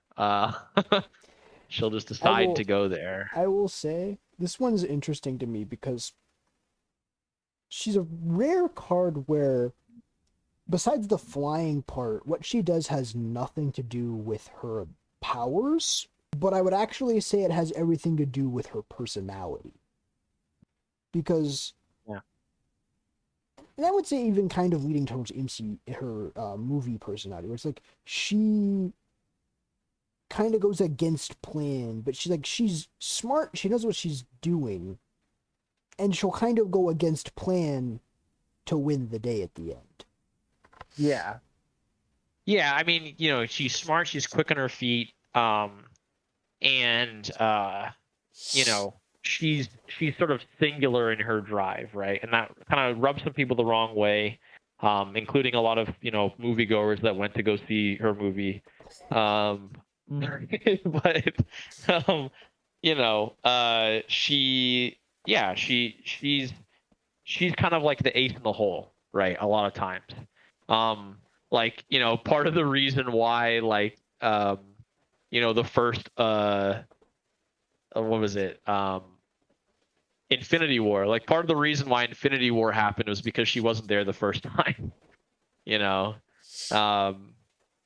Only after it happened did Nick Fury go, "Oh, I should probably call Captain Marvel." And then in Endgame, oh shoot, right, Captain Marvel is now exist in this continuity. I should probably call her. yeah. So yeah, I mean, I think I agree. Like, it fits her personality really well, and I think just her showing up to save the day at the last moment, like, maybe not as much comics, but MCU definitely, that's like iconic for her. I would give this an A, and the only reason why I'm going to say A and not B is because Captain Marvel has a lot of powers, but she ultimately kind of just like boils down to like she's just strong and she shows up in the nick of time. And I think she gets a really unique and cool effect, and I think, unlike a lot of the cards that are in B that are perhaps, a little bit more boring, Captain Marvel's effect is really interesting, and I immediately understand why she has that ability. Even if I could have used just a tad bit more, it's not the same as like Captain America, where I'm like, oh, I get it, but this is a little boring of a card. Captain Marvel's card's very exciting, very flavorful, even if it doesn't reach that sublime. Yeah. Yeah, well, here we come into a very, very interesting one, which we have to go up to another one of our groups with Carnage. The 2-cost, 2 power on reveal. Destroy your other cards here and gain +2 power for each. Now, the group he belongs to is the Symbiotes, which is just him, Venom, and Null, which are all destroy based. Okay. Yeah, he's fine. I mean, in the context of the other symbiotes, he makes more sense. But I don't like. I mean, is this really what Carnage? Well, no. I mean, no. That makes sense actually. You know, the symbiotes like consume. They get stronger as they consume. Um, yeah, it's fine. It's not. It's not. It's not excellent, but I mean, it makes a lot of sense. I'd say B. Um, yeah. I mean, I think like one of the main things about the symbiotes that I think is missing from this is that they bond to a host. And I'm not really seeing that in this card, but definitely, you know, Carnage, you know, living up to his name and going on a rampage and destroying things. That's what the card does. I like it. Here's one I don't think we ever talked about, but I'll be curious what you think, because I know what I think. Cerebro. Mm. Okay, I have a dim memory of talking about this one. Now Cerebro is an interesting, odd choice. I I don't remember if Cerebro has ever gotten a mind of its own in the Nope. comics. I assume probably at some point. As far as I know, no. Oh, okay. Well, this is really interesting, right? And this is like one of I think two cards in the game that's just like a thing. Like it's not like a Three? character. The Quinjet. Helicarrier. Oh, and the Helicarrier. Yeah, that's true. Yeah, I mean it's honestly the Helicarrier is even more surprising because you think the Helicarrier would be like a place, right? Yeah. Like a location, but yes, we're getting sidetracked here. The Cerebro is a helmet that Professor X puts on. Let me interrupt Three you for a moment. cost, Okay, you are gonna. Okay. I was gonna ask if you had zero saving thoughts. power. Yeah. We're getting there. We're getting there. Okay. And it's ongoing. Your highest power cards have +2 power. Um, and so it's kind of interesting what this card does because it's kind of two things going on. Like one, there's that it just gives the highest power cards +2 power, which on its own, like if you don't really think about what that means for like how it fits into a deck, it seems kind of dumb. You're like, okay, it just powers your more powerful card a little more. Like, what is that? You know. But what Cerebro really like from a deck building perspective is having a bunch of cards that have the same power because then it buffs all of them. And I think that's sort of the crux that this card leans on as far as its design making sense. Cerebro is a headset that allows Professor X to find other mutants and identify them. And it helps him like recruit mutants to come to his school so that he can protect them and train them and whatever. And just generally like find mutants if they get lost, you know, they need to be located. And it amplifies his psychic abilities. Cerebro, you know, buffs a bunch of cards that are alike to each other, right? Now, it doesn't really care if they're mutants because except for the, you know, like imbalance patches that they've done so far, they don't really have like factions that are like just, you know, tags that different characters have. Um, but as far as like simulating, you know, what does it mean for things to be alike? This card does capture that. However, Cerebro doesn't. It doesn't empower mutants. It empowers Professor X, but Professor X is never going to be your highest power card. He has one power. Yeah, the thing with Cerebro to me, Cerebro's like Cerebro feels more like there would be a card, it'd be like card draw. Because Cerebro's its Mm, main function is finding mutants. It mm, it mhm. it makes Professor X more powerful, but really only for the metric of finding mutants. Yeah, that's That's true. all it does. It's a Yeah. computer that finds mutants. So I don't know why it boosts your power. Yeah. I think this is a good D, right? I can explain why it makes sense, but it doesn't. It is kind of a little flimsy. Yeah. Ooh. No, this is one. This one's good. Cloak. Cloak. 2 costs, 4 power. Next turn, cards can be moved here. I would argue for Sublime. Yeah.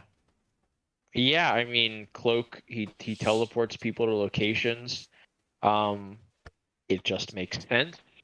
Um, and he even synergizes beautifully with Dagger, which was like, honestly, like if he didn't synergize with Dagger, I'd be mad.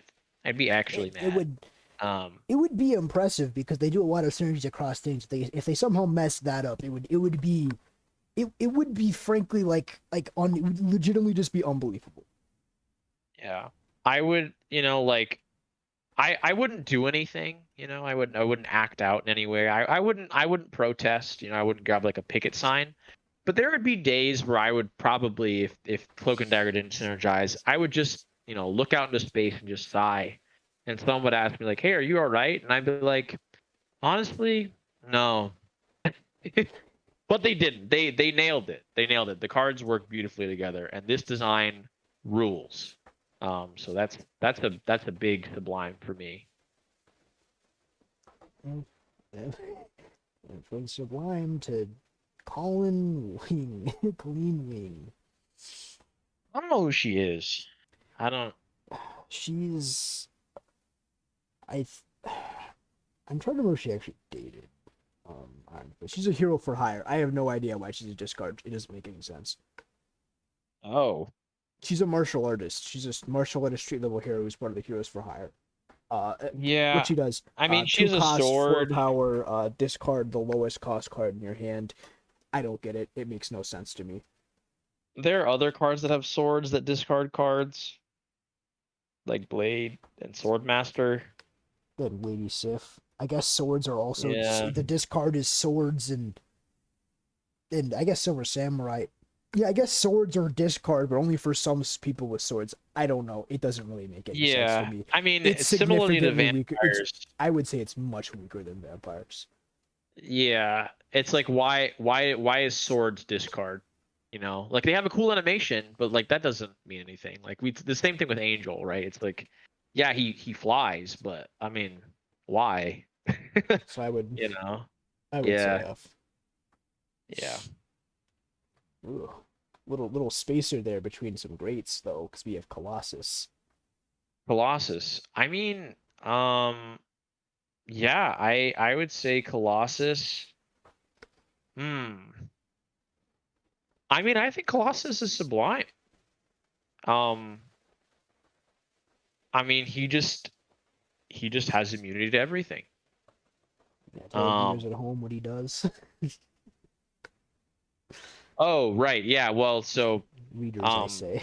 yeah. For those of you who, have turned away from your screen to just appreciate the sound of our voices, and who don't know what this card does, it is a two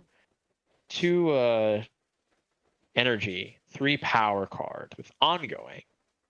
Can't be destroyed, moved, or have its power reduced, which is perfect for Colossus as he can encase himself in metal and he's just basically invulnerable. He's also super strong, but like I said before, super strength doesn't really have an effect in Marvel Snap, and that's fine. It's kind of just a basic ability. Most So yeah, superheroes so are many strong. people are super strong. Yeah.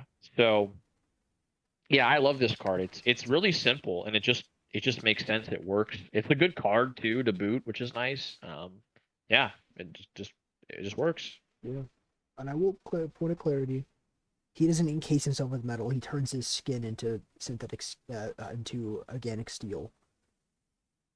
Okay. Technically different. Yeah, no, it's true. It's true.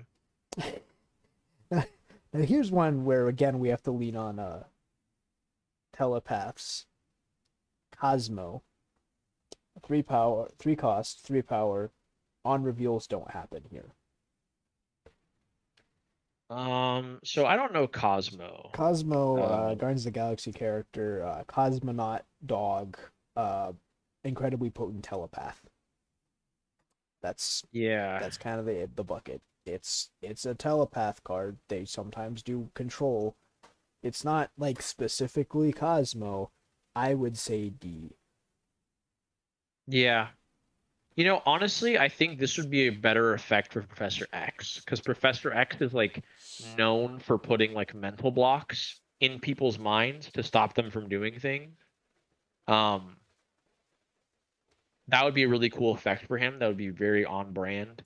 I think this is foreshadowing how I'm gonna feel about Professor X later. But uh, yeah, Yeah. Here's one I do like though. Crossbones. Crossbones. So Crossbones is 4 cost, 8 power. You can only play this at locations where you are winning. You know, Crossbones is a mercenary. Perhaps a missed opportunity, you know, to add some mercenary ability to the card. But I'm curious, what's your take on See, what Crossbones? I would say, You seem excited it's about it. not a missed opportunity. I think it's perfect.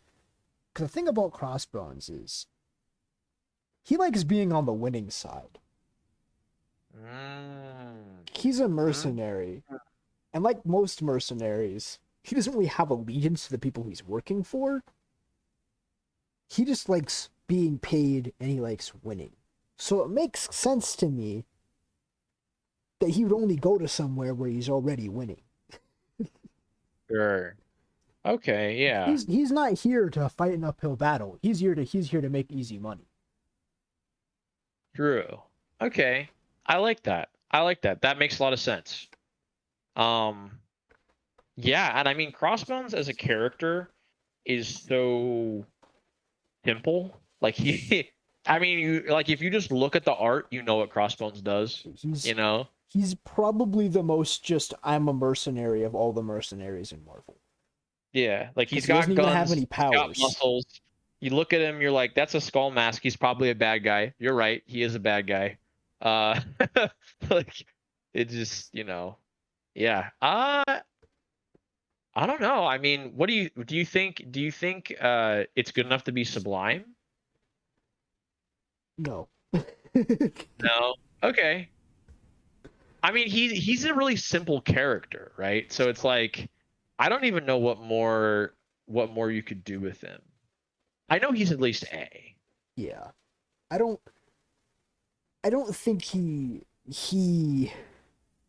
I think the reason why I would say he does not belong in Sublime is that you know about Crossbones and I had to say why he's so good for you to get it. You didn't just look at the card and go, "Oh, this makes perfect sense."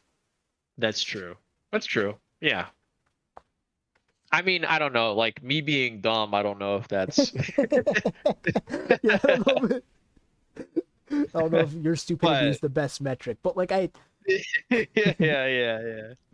But no, I get what you're saying though, right? Like with the cards that we currently have in Sublime, they make perfect sense immediately. Crossbones requires just that slight little nudge. I think that makes sense.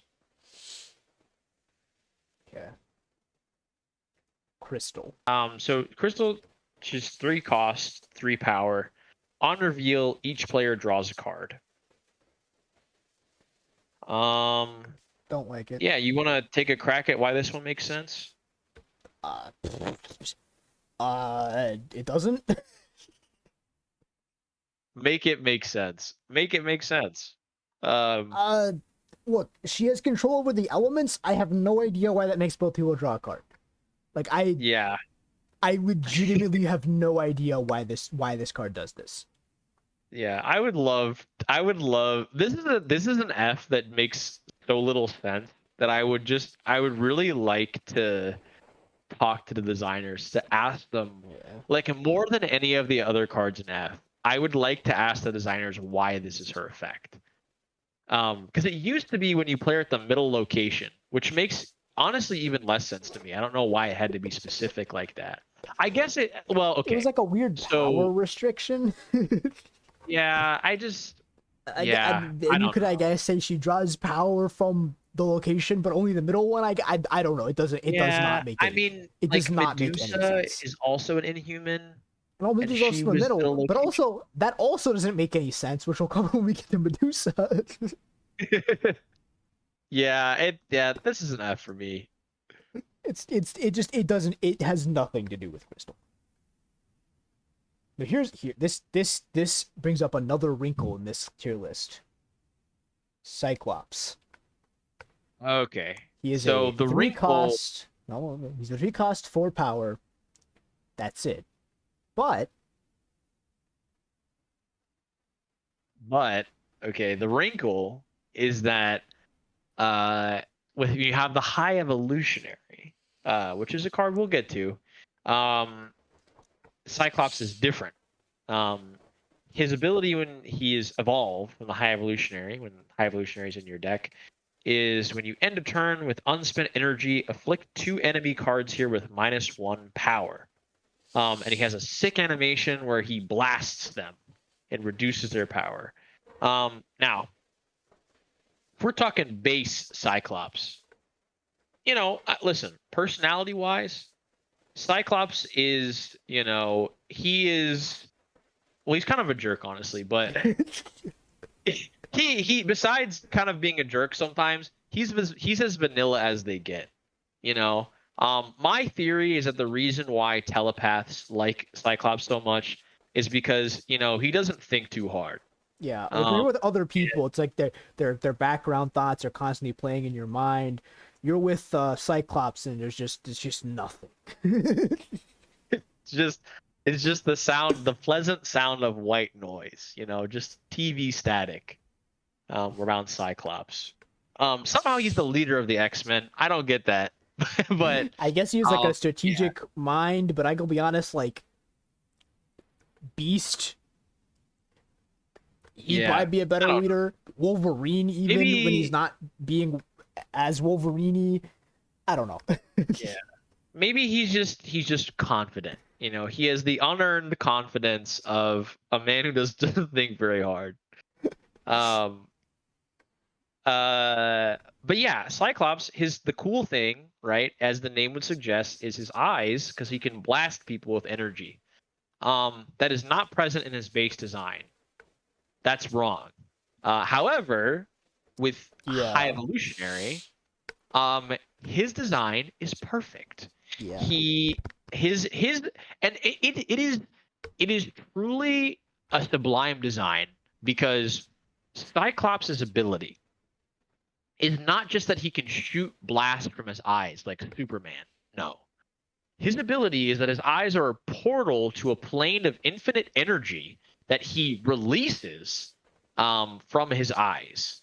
Um, you know, and when you end a turn with unspent energy, he releases that energy to deal to reduce the power of the enemy cards there.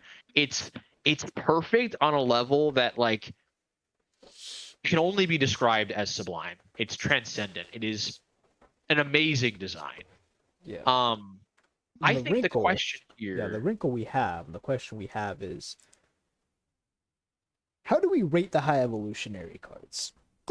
yeah, I mean, is it possible to create a copy of Cyclops that we could put in another tier, or does this list not allow that?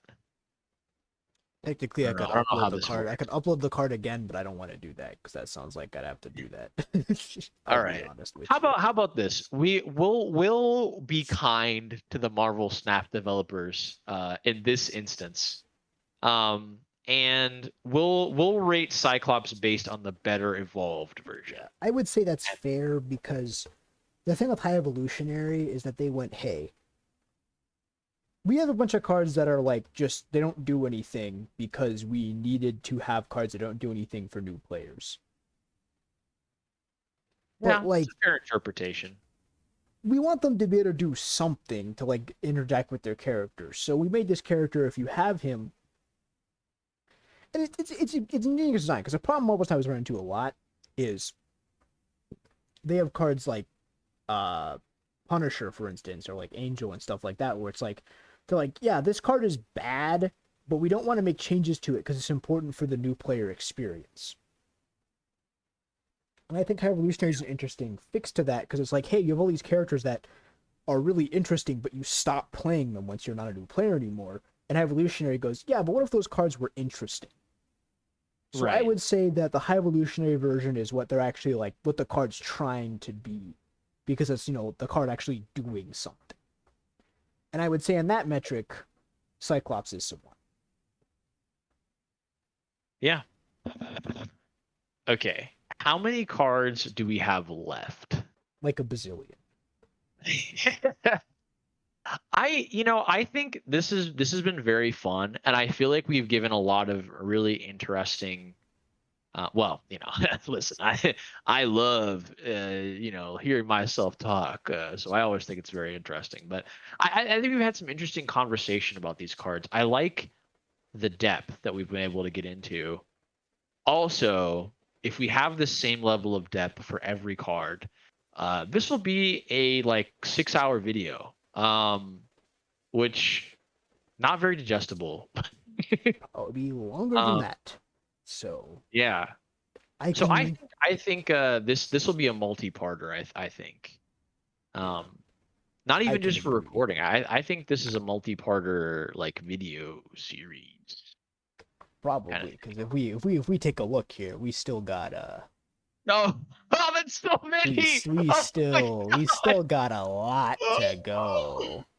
Oh my goodness. Okay. Yeah, we just Yeah. finished the third letter in the alphabet.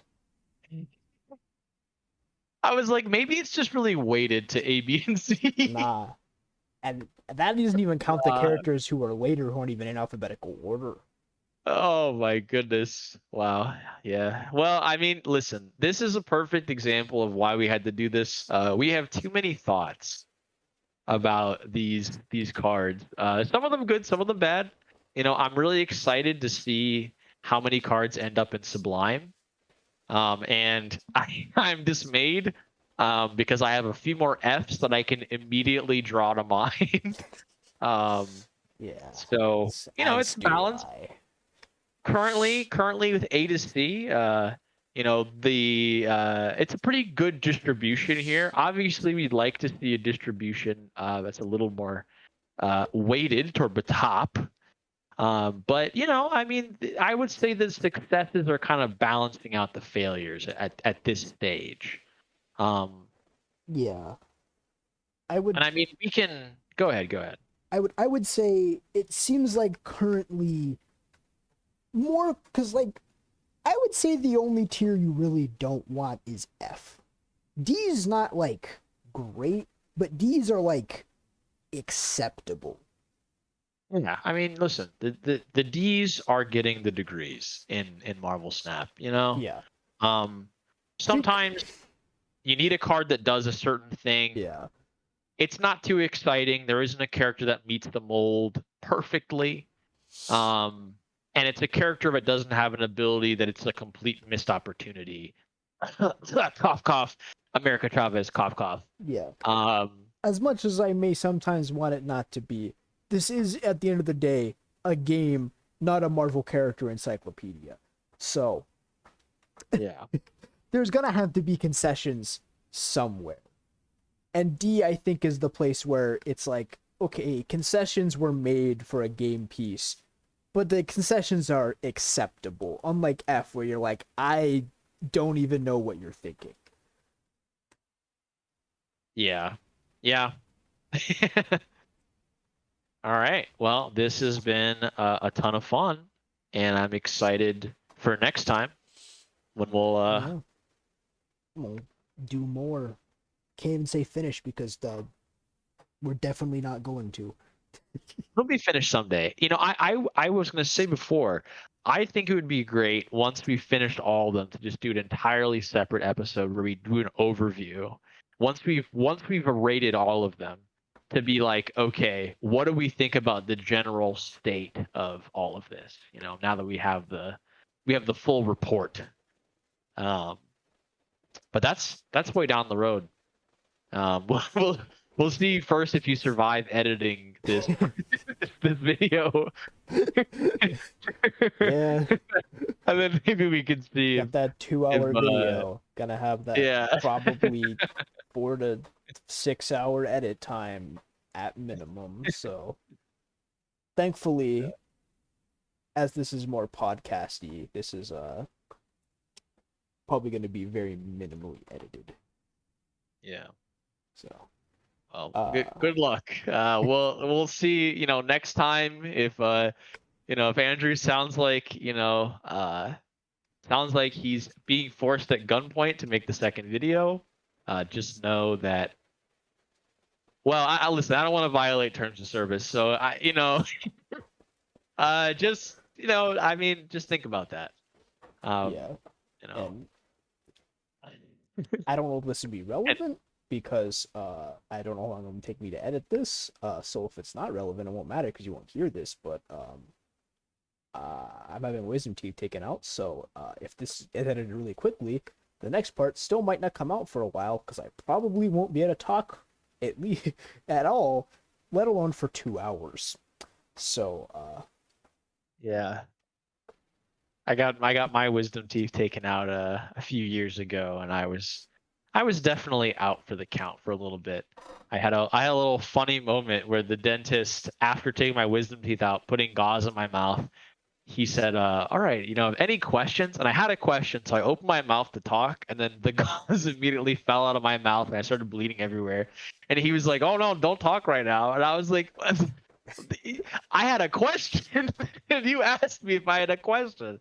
I didn't realize I had to become fluent in American Sign Language to ask you this question. Probably what he should have said was, "Okay, now you shouldn't talk right now.